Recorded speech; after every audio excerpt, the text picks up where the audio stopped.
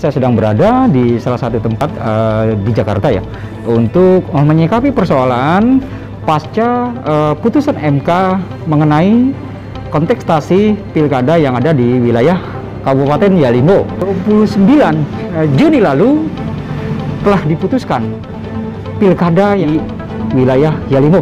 Kita akan menemui pengacara dari 02. Hari ini kita akan melakukan bincang-bincang mengenai putusan MK menurut pandangan dari pengacara paslon 02. Dari sisi hukum, MK seperti apa? Putusan MK itu seperti apa?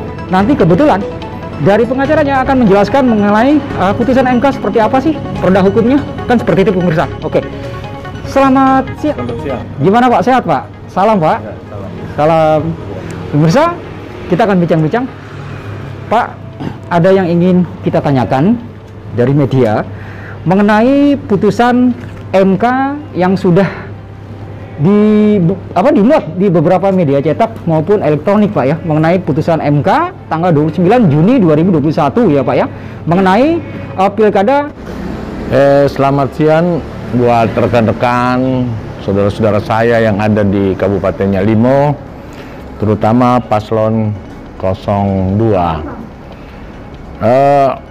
Saya melihat bahwa ada berita-berita yang mempelintir persoalan tentang keputusan MK, sehingga masalah ini menjadi krusial dan tidak dapat diterima oleh beberapa kawan-kawan kita. Dia mengatakan bahwa MK itu tidak bisa memutuskan putusan pidana, dan putusan pidana itu tidak boleh disidangkan di MK. Ya. Saya mau menyampaikan bahwa MK memang tidak pernah memutuskan perkara pidana. Sebenarnya MK itu adalah tugas menyidangkan perkara-perkara yang bertentangan antara Undang-Undang Dasar, kemudian sengketa antara lembaga. Itu. Nah, oleh karena peradilan khusus tentang pilkada di negara kita itu belum ada, maka Undang-Undang Nomor 10 Tahun 2016 tentang pemilu maupun pilkada itu memberikan kewenangan kepada MK untuk menyidangkan perkara-perkara pilkada. Nah, perkara-perkara pilkada inilah yang utamanya disidangkan setiap masa-masa pilkada. Selalu sengketa itu, terutama sengketa mengenai hasil itu dilimpahkan ke MK. Nah, MK lah yang memutuskan. Namun persoalannya bahwa tentu dalam hal mendapatkan hasil itu ada cara-cara ilegal, ada cara-cara yang tidak benar dan lain sebagainya. Tentu dia akan dinilai oleh MK. Nah, kasus khusus untuk Yalimo ini ada kasus yang unik, dan selama pilkada berlangsung baru kali ini ada di Yalimo. Kalau saudara-saudara saya, beberapa orang yang ada di Yalimo mempertanyakan bahwa MK tidak berhak untuk memeriksa perkara pidana, itu betul. Tetapi perkara pidana ini berkaitan dengan syarat calon. Nah, syarat calon inilah yang diperiksa oleh MK dari calon bupati dan wakil bupati. Nah, yang terjadi di Yalimo ini adalah ketika dia mendaftar menjadi seorang calon bupati dan wakil bupati, maka dia punya status itu tidak bermasalah. Tidak bermasalah. Nah, ketika dia mau mencalonkan diri sebagai calon bupati, itu tidak bermasalah. Nah, ketika tidak bermasalah ini berjalanlah sesuai dengan normatif. Nah, sampai kepada tanggal 9 Desember tahun 2020 itu, ketika pemungutan suara, terjadilah insiden yang dialami oleh calon Bupati 01. Nah, insiden ini sebenarnya adalah insiden kecelakaan lalu lintas dengan ancaman 12 tahun. Ya. Sedangkan menurut ketentuan undang-undang di situ itu menyatakan bahwa minimal 5 tahun syarat calon. Iya. Nah, kemudian MK memeriksa. Ya. Nah, ketika kita lihat dan dibuka secara umum, semua bisa menonton, semua bisa menilai. Nah, dalam penilaian MK di sini memeriksa semua bukti-bukti dari pihak terkait, pemohon, termohon, walaupun termasuk 01 mendalilkan. Nah, 01 mendalilkan bahwa ketika terjadi insiden ini itu adalah sesudah masa bupati tersebut mendaftar. Iya. Jadi dianggap bahwa ketiga itu tanggal 9 adalah tempat pemungutan suara batas waktu yang disampaikan oleh pengacara dari calon bupati tersebut. Oke. Nah, ternyata apa yang kita kemukakan, kami dari pihak 02 menyampaikan dalam persidangan bahwa tanggal 9 itu pemungutan suara. Tapi bagaimana dengan pemungutan suara ulang? Iya. Apakah itu termasuk estimasinya? Ini yang diperdebatkan. Apakah yang dimaksud pemungutan suara itu persyaratan calon sampai di pemungutan suara? Oke. Apakah juga ke pemungutan suara ulang? Nah, Mahkamah berpendapat itu ya pada halaman 125 saya mau bacakan di situ bahwa syarat administrasi pencalonan kepala daerah menurut Mahkamah berlaku seterusnya selama yang bersangkutan masih menjandang status calon kepala daerah. Pasal 7 ayat 2 Undang-Undang Nomor 10 Tahun 2006. Nah, junto putusan Mahkamah Konstitusi Nomor 56 garing PUU garing datar tahun 2019 dinyatakan di situ bahwa hal demikian harus dibaca bahwa selama seseorang berstatus calon kepala daerah dan belum dilantik menjadi kepala daerah, maka kepadanya terus melekat kewajiban untuk memenuhi syarat pasangan calon yang dimaksud.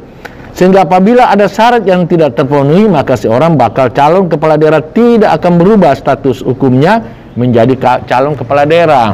Jadi selama itu statusnya calon, ya, maka selama dia belum dilantik maka berlaku itu kata calon. Kata calon. Ya, jadi dia tidak batas calon ketika dia sudah pemungutan suara tanggal 9 itu dia sudah bukan calon lagi. Enggak. Mahkamah mengatakan bahwa selama belum dilantik itu masih tetap calon.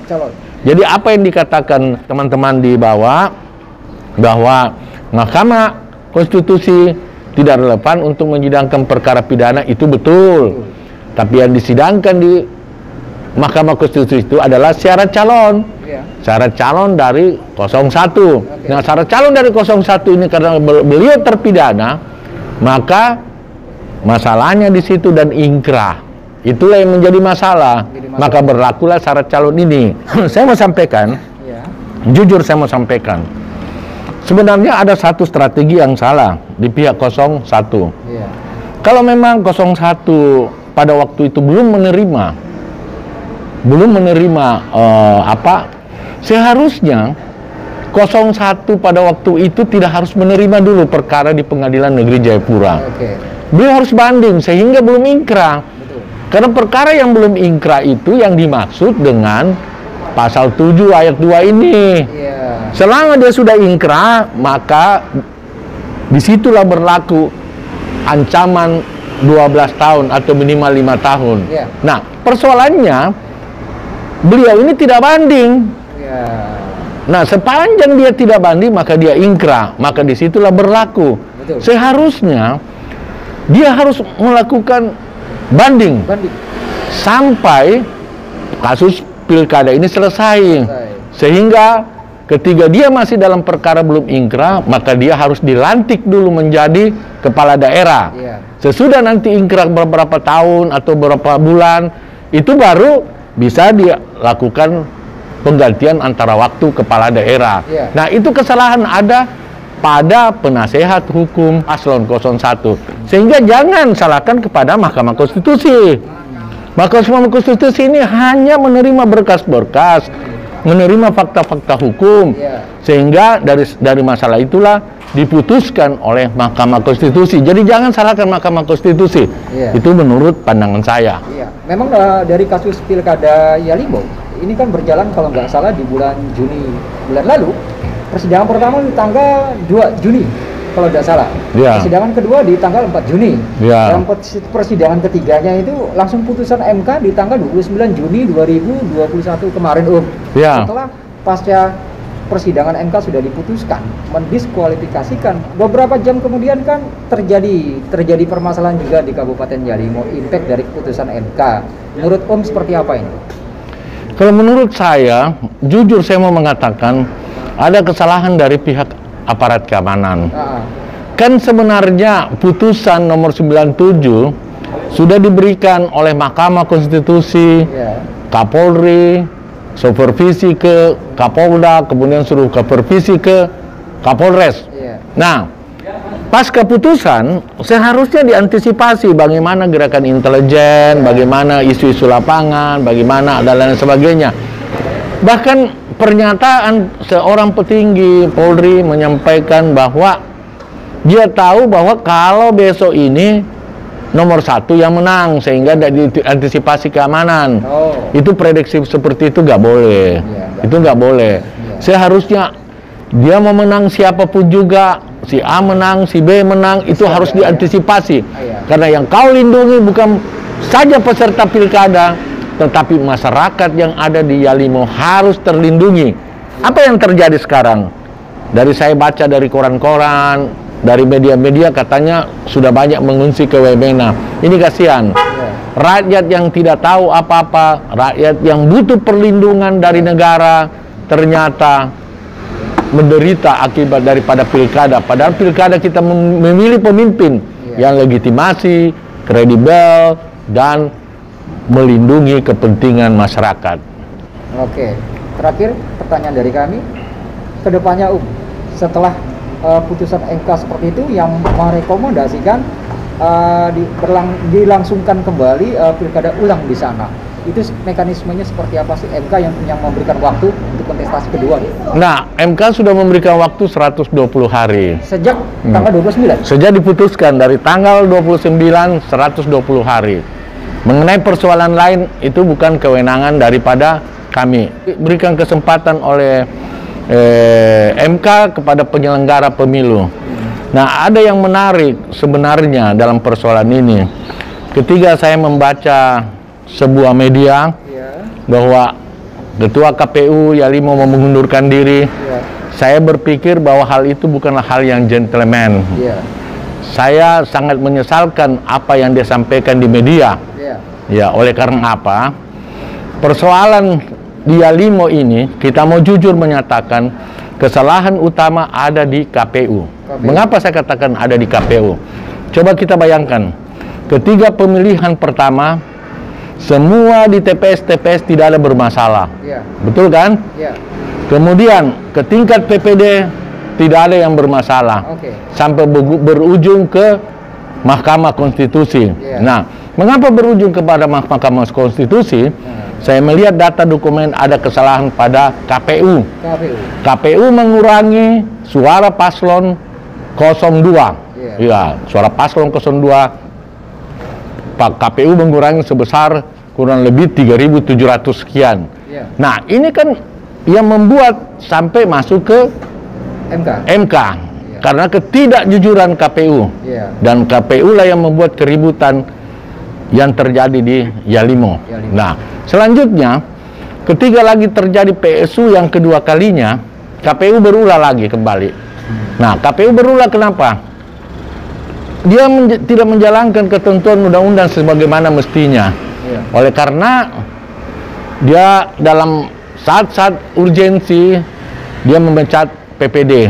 Nah, inilah yang digugat oleh 02 bahwa suara mereka diambil. Nah, fakta hukumnya apa? Berbeda.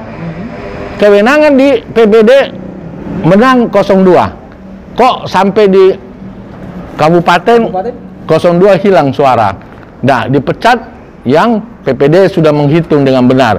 Padahal dalam persidangan diakui bahwa pemilihan di TPS distrik Walarek tidak ada keributan. Cuma ada hologram yang dibawa, itu pun tidak menjadi persoalan tentang hasil. Dan itu disaksikan oleh KPU loh. Katanya menurut Panwas di dalam persidangan disaksikan oleh KPU pusat. Berarti kan tidak ada masalah. Tidak ada masalah. Nah, rekap kapitulasi yang PPD punya ini kan dibawa ke tingkat kabupaten. Iya. Pertanyaannya, kok tidak ada masalah di kabupaten, ada masalah, berarti keberpihakan daripada KPU. Iya. Nah, inilah yang harus dibayar oleh KPU. Iya. Nah, sekarang dalam situasi sebegini, hasil kerja dari KPU mau melarikan diri. Ini yang nggak benar. Iya. Dan saya menurut pandangan kami, bahwa apa yang dilakukan KPU itu adalah hal-hal yang tidak terpuji. Dan seharusnya KPU pusat harus malu memberikan supervisi kepada KPU Kabupaten Yalimo. Itu. Jadi sebenarnya penyelenggara, harusnya penyelenggara itu netral. Iya. Tidak seperti dalam hal ini kan fakta hukumnya yang kita lihat. Iya. Bayangkan mana ada aturan yang mengatakan mengatakan suara paslon 02 sebesar 3.700 sekian kami pindahkan ke 01. Itu dari mana dasar hukumnya? Sebenarnya yang harus ribut dan marah itu adalah 02. Itu. Karena 02 punya suara diambil, itu kan fakta hukum ada. Iya, bukti-buktinya ada, maka itulah terjadi PSU. Betul. Nah, kebetulan ketika terjadi PSU, ingkrah pula dia punya Nah, ini ingkrah. Nah, seandainya tidak ingkrah, tidak ada diskualifikasi. Tidak ada diskualifikasi. Tidak ada. Ini karena adanya ingkrah sehingga terjadi diskualifikasi. Itulah memutuskan. Jangan marahkan ke MK, marahkan penasihat hukum kau. Kenapa tidak melakukan gugatan? Tanya penasihat hukum kenapa tidak banding, supaya tidak ingkrah. Betul. Itu. Persoalan ingkrah ini karena penasihat hukum kau tidak banding. Kau terima. Sehingga Mahkamah Konstitusi mengatakan kau sudah ingkrah, harus didiskualifikasi. Coba kalau pasangan 01 calon bupati itu banding ke Pengadilan Tinggi Jayapura, belum tentu diskualifikasi oleh MK. Oke, sebagai penutup kedepannya nih Om, kita juga meminta pandangan dari Om ya selaku pengacara dari paslon 02. Iya. Imbauan untuk saudara-saudara kita yang ada di Indonesia Timur, khususnya di Kabupaten Yalimo, setelah MK merekomendasikan agar dilakukan pemilihan suara ulang. Harapan kepada masyarakat di Kabupaten Yalimo yang akan menyelenggarakan pilkada ulang, seperti apa himbauan untuk masyarakat di sana supaya kondusif dan sebagainya. Nah, harapan saya bahwa tetap harus dilaksanakan pilkada PSU jilid 2. Karena itu adalah keputusan Mahkamah Konstitusi. Dan saya ingatkan kembali kepada Menko Polkam, kepada Kapolri, kepada Presiden yang beberapa waktu lalu menyampaikan kepada media dan terbuka bahwa negara tidak boleh kalah dengan premanisme.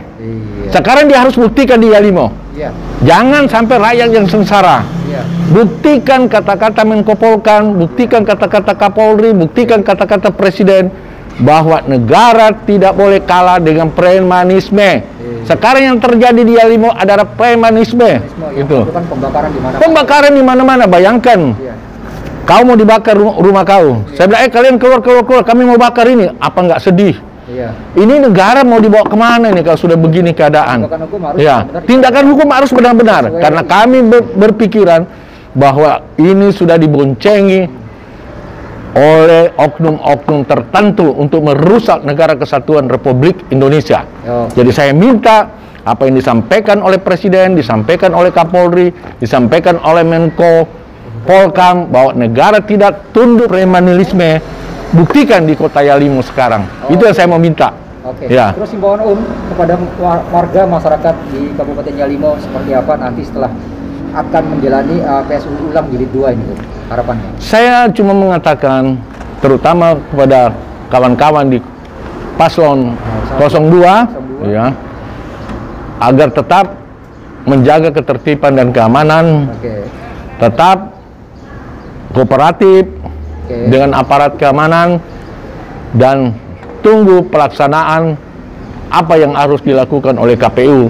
selama 120 hari ini. Kami menunggu tahapan-tahapan untuk dikeluarkan oleh KPU. Itu aja yang saya mau sampaikan. Oke, terima kasih. Kita menunggu kita. Menunggu ya? Menunggu. Pemirsa, jadi seperti itu apa yang sudah diuraikan dari pengacara 02 ya, mengenai pasca putusan MK, sehingga menjadi impact setelah kejadian di Yalimo ya, yang menyebabkan insiden terjadinya pembakaran di beberapa aset negara ya, bahwa republik ini adalah republik yang berdiri atas hukum, dasar hukum. Tidak boleh satu siapapun, kepentingan manapun, kekuatan manapun, kelompok dan golongan bisa mempermainkan hukum. Semoga ke depan menjadi pembelajaran buat kita. Dan PSU Jilid 2 di Kabupaten Yalimo semoga bisa berjalan lancar sesuai dengan harapan kita bersama sebagai masyarakat Indonesia, juga khususnya kepada masyarakat Kabupaten Yalimo, agar bisa lebih memutuskan pemilih yang baik. Memilih seorang kepala pemerintah di daerah itu sebetulnya menjadi hak kebebasan bagi masyarakat. Tidak boleh ada masyarakat yang dipaksa atau terpaksa untuk memilih salah satu calon. Hidayat, Onyus melaporkan langsung dari lokasi di wilayah Jakarta Selatan. Selamat siang.